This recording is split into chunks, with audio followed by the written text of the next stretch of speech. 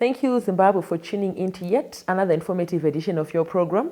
This is Agricultural Parastatals Watch, Agribusiness, and I am Wadzanai Manyore. So this is a platform where we are looking at the 11 parastatals which fall under the Ministry of Lands, Agriculture, Water, and Rural Resettlement right here in Zimbabwe. We are taking a look into these parastatals with the aim of ascertaining the extent of their contribution towards our economy as a country and in support of our vision as a country, Vision 2030, where we are talking about becoming an upper middle class economy by the year 2030. Now, if you look at the sustainable agendas of Vision 2030, United Nations agenda, you would find that Sustainable Development Goal number 1 and 2 talks of poverty alleviation and eradication of hunger. Now today in this particular episode, we have taken the liberty of being at Pig Industry Board, which plays a pivotal role in terms of food security and nutrition in our country.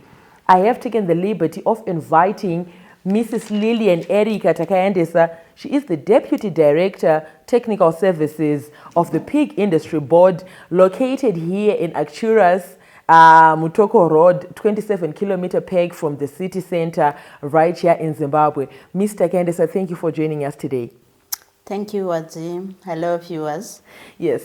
Now, this episode, we are going to be looking at the value chain, the pig industry value chain, ascertaining its extent of development, how it is being handled by this industry, how farmers can copy or even adopt so that they also improve their livelihoods, pay their debts, send their children to school through looking at this value chain as an example of what they can do in their respective areas around the various spheres of our country. Now, let us talk about the general setup of the pig industry value chain, its general setup and whatever aspects that are in it. Okay, looking at the pig industry value chain, we have a number of players in it. We can start looking at the input supplier side, where we deal with the feed companies, as feed takes about 80 to 85% of the total production costs. So we have, that's the major input supply we look at. Then we have support industries like drug and drug companies. They also, we look at hardware shops, because in pig production you need things like brooms, wheelbarrows, shovels to work with. And along the chain, we also have the technical services department. And here, the Pig Industry Board plays a pivotal role in providing the technical services, and also the Ministry of Agriculture, where we mostly deal with the agri-tax department. Okay. Then we have the producers. These producers can be divided basically into 4 categories. We have smallholder farmers. We'll be looking at someone running a unit size of below 50 breeding females. Medium, large scale, they'll be having above 150. And we have very large scale farmers who are having a unit size of 1,000 breeding females on their units. So besides the commercial farmers, we also have subsistence farmers. And here the farmers run small head sizes of an average 2 to 3 breeding females per family household, and they are mostly bred for just food security, that is to meet the nutritional needs.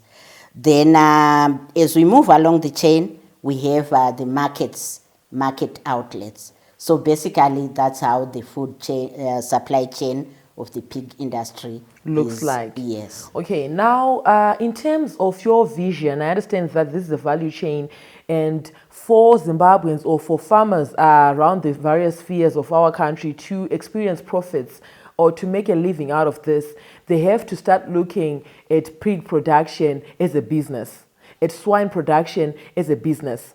But if you look at business ethics and principles, you would understand that the value chain plays a pivotal role for a farmer to make a living or to make profit out of his entity. As an organization, you are bigger than our subsistence farmers, some of our smallholder farmers. You operate at a larger scale.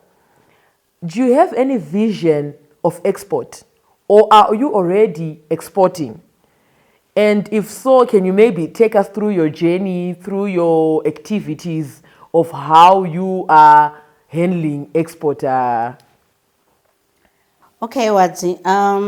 When you look at export for any product, there are some regulations which you need to meet, which you need to follow. And also, besides these regulations, one is really to be competitive. Okay. Because when we talk of exports, there will be competition from all over.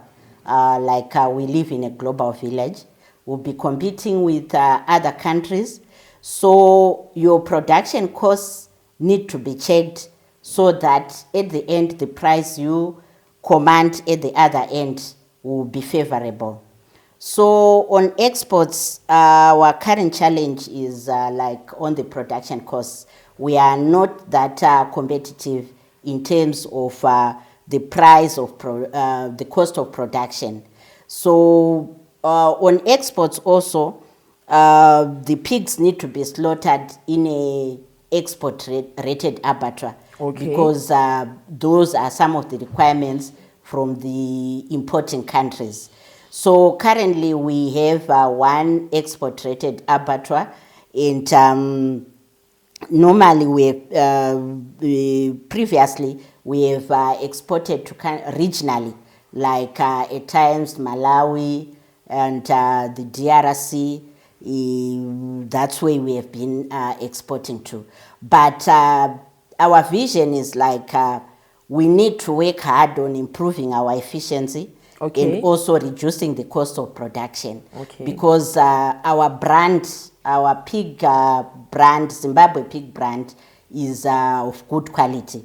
And I'm sure if we work on improving on competitiveness, then on quality, there won't be issues. Okay, thank you so much, Mr. Kayendesa. There you heard it, viewers. We are discussing the value chain of the pig industry board right here in Zimbabwe. We are going to go on a short commercial break. We'll be right back with this and more in the second segment of your program. Stay tuned.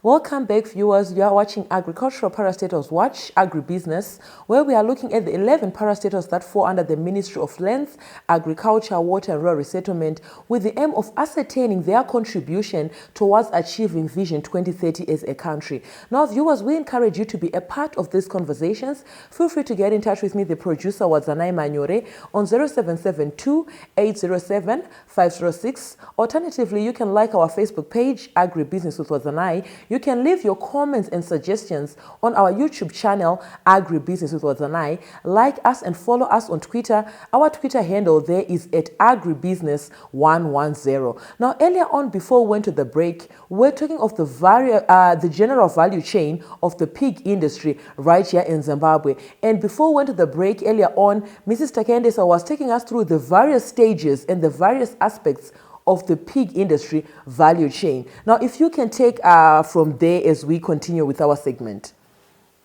Okay, thank you. I would like to talk about waste management, which is also normally an area that is overlooked by many farmers. You can actually add value to the waste by using it for biogas production, where one can actually get gas from the slurry, pig slurry or pig waste.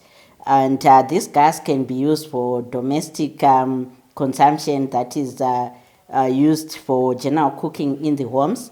And at the same time, you can use it to warm the piglets by using the gas lamps. Okay. Then also fish farming, Slurry from pigs forms a very good feed for very good fertilizer for the algae that is consumed by fish.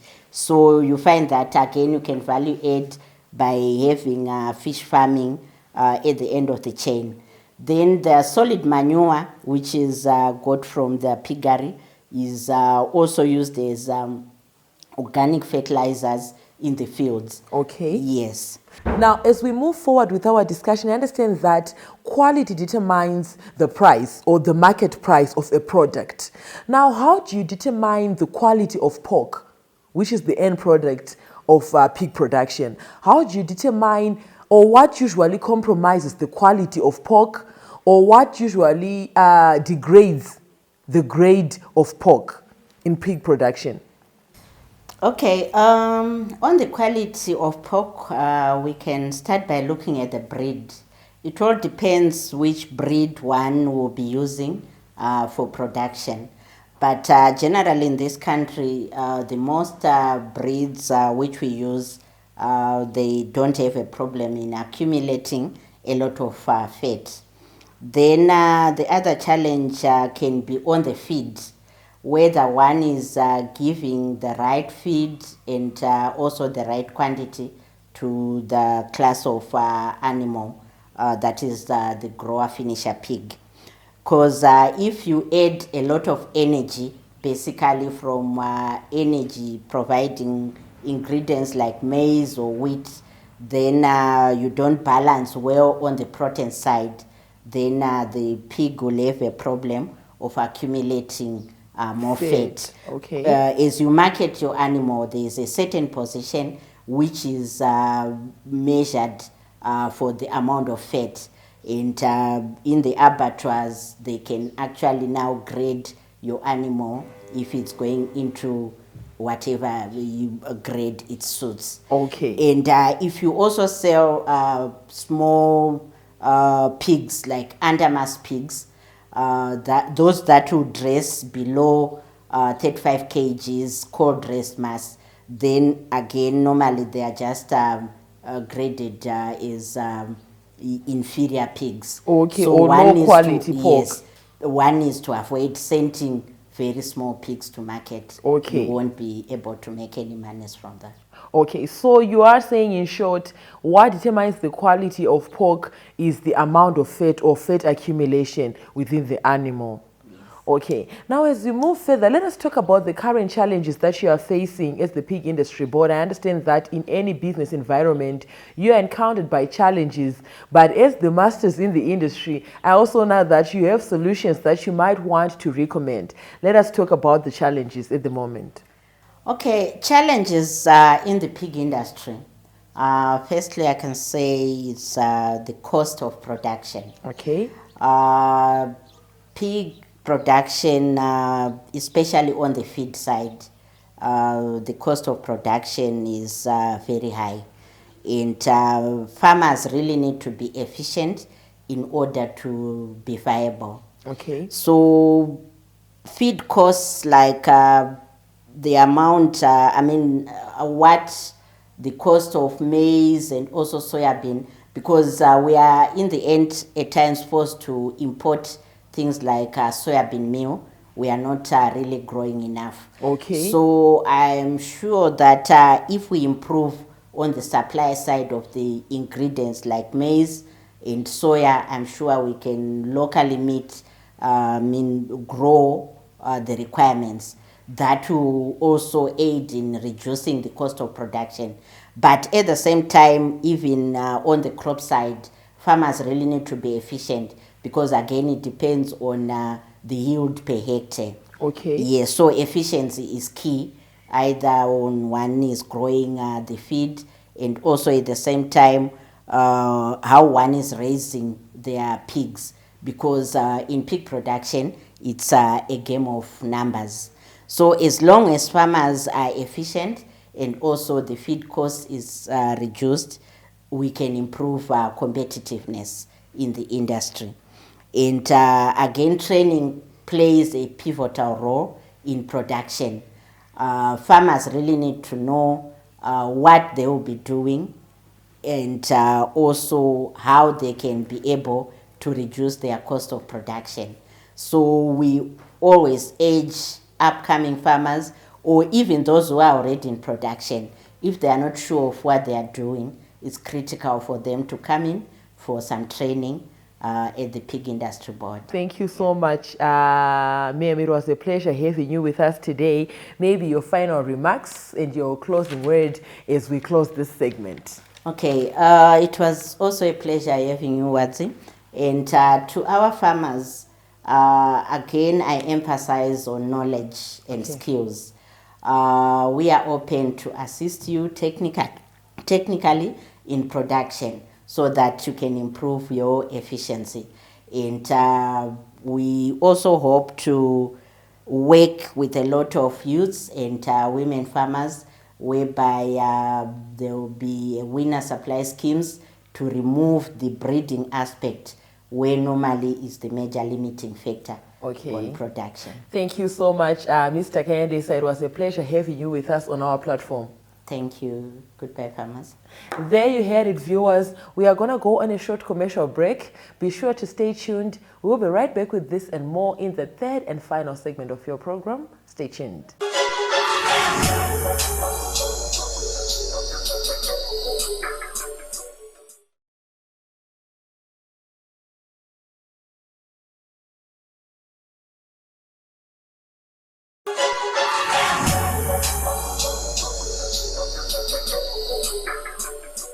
Thank you, viewers, for staying tuned to Agricultural Parastatals Watch, Agribusiness, where we are taking a look at the Pig Industry Board located right here in Zimbabwe. In this particular segment, we have taken the liberty of inviting Mr. Ladicious Mahobo. He is the abattoir and butchery manager located at the Pig Industry Board right here in Axuras. Mr. Mahobo, thank you for joining us today. Thank you, Wazanai. Hello, viewers. Yes. Now, as we get into our discussion earlier on, I was joined by Mrs. Erika Takayandisa. She was taking us through the various stages of the value chain of the Pig Industry Board. Now, in this final segment, Mr. Mahobo, I would like us to focus on marketing of pigs and the various opportunities that are present along the value chain of the pig industry. Thank you. Our farmers have an opportunity to sell their pigs to the public, but it is by requirement that all pigs that are sold for human consumption should go through registered abattoirs. So we've got various abattoirs around the country to their service. So farmers have an option of selling directly to the abattoir, where they receive what we call a producer price. They are also able to seek services of slaughter from the abattoir, where they pay a fee and their pigs are slaughtered on their behalf and they pay a fee.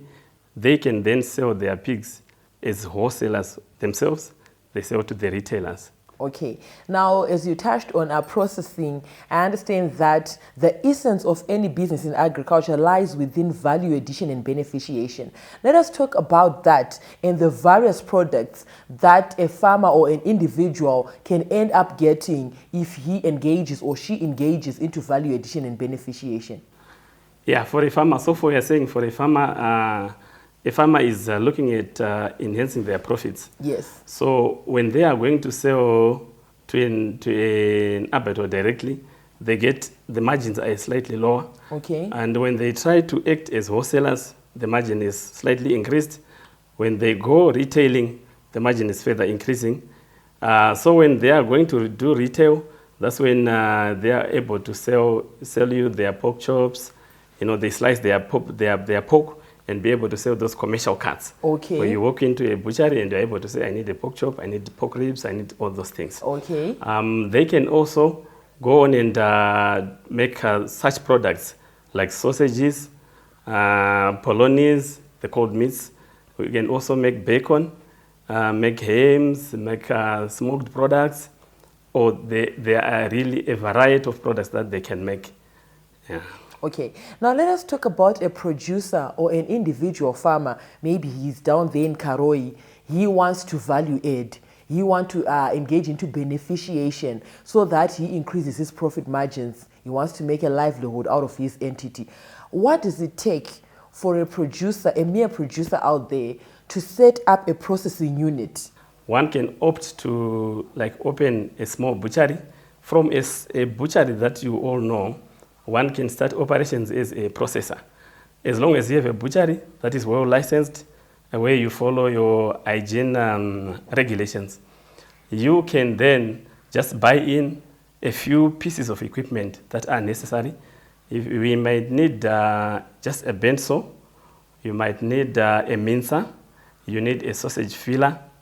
That alone, those pieces of equipment alone can suffice for one to start producing those products.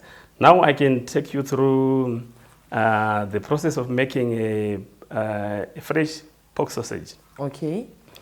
When you are making sausages, all you need is to get your meat and debone it. Okay. We use meat without bones, what we call Okay, on boneless that, meat. Mr. Mahoro, is this sausage you're talking about ordinary sausage, or is it country style, or what is it? The varieties can be made Okay. from different spices that you are going to use. Okay. But the process that I'm going to take you through, that can guide you in all other It's just a varieties. basic model. That you are is taking. the basic model. Okay. Yeah. So if you take your boneless meat, you also take your spices. We urge our producers to secure their spices and all other consumables from reputable suppliers. Okay. Because hygiene is of paramount importance when we are talking of Processing, food Yes, processing. Sure. We need to always to avoid foodborne diseases. So on those spices, it comes as a complete pack. It spells out the raw ingredients that are required to make a certain batch. So it is very easy for a processor. Everything is spelled out on the spice pack. Okay. It tells you the amount of water that is required, the amount of spice that is required, and the amount of meat. And depending on the particular variety you are making, some would require an inclusion of, say, pork and beef. Some would require pork only, in making different sausages. Okay. Then, so what you do, you add your water to your spice, and you mix that. Then you take your meat, that boneless meat, you mince it through, and you add it to that paste, you mix it. You might take it again back to the mincer to come up with the texture that you desire. Okay. Yeah. Then when it is all done, that paste is taken to the filler, sausage filler. You put it in your sausage filler in the required way where you compress it in. Then you now need to make use of our sausage casings. We use casings to make sausages. And those casings, I might need viewers to understand. Casings, we have different types. We have synthetic casings, which could be made of non-edible material. Okay. Those are those which you take away when you are After cooking or when you are before cooking. Before consumption. Okay, you peel it off. Before consumption, Okay. normally. Like what you see on your polonies, Oh, you okay. cannot digest that plastic thing. So you need to take it out. Those are Okay. synthetic casings. Casings. Yeah. Then we have natural casings, which are real intestines, but well processed and well prepared. Those, also we use them in making sausages.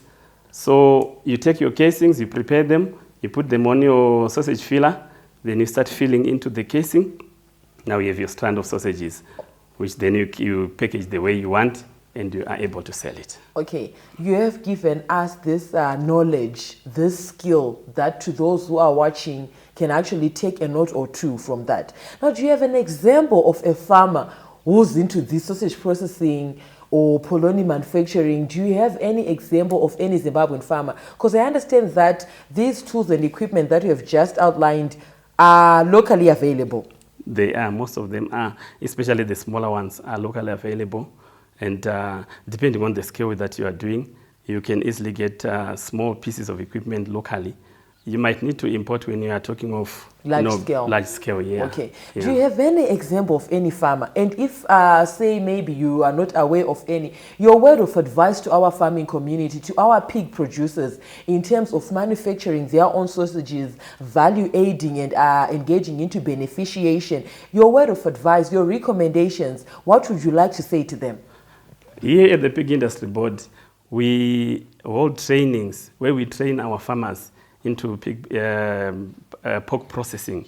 So we've had quite a number of farmers who have gone through our training programs, and some of them are now already in production, and some have even graduated to become large-scale manufacturers, because we give them the basics. So we are saying to all our farmers there, it is better for you to make the product available to the end user. So if you get into pork processing, you are getting closer to your consumer. And that way, you are increasing your profit margins. You are eliminating the middleman and you are maintaining value at each stage of processing. Right. Okay. Thank you so much, Mr. Mahowo. Your final word, your remarks as we close this episode. We are saying pig business is an interesting business, and there are many opportunities for one to grow their business. We are looking at increasing our profit margins so that our businesses can go. So to our producers, I say pork processing is the way to go. There you heard it, viewers. This was Mr. Mahowo, the abattoir and butchery manager here at Achura's Pig Industry Board, who is saying pork production, pig production is very lucrative. From me, your host was Zanai Manyore, and the crew behind the scenes, have yourselves a fabulous evening. Thank you for watching.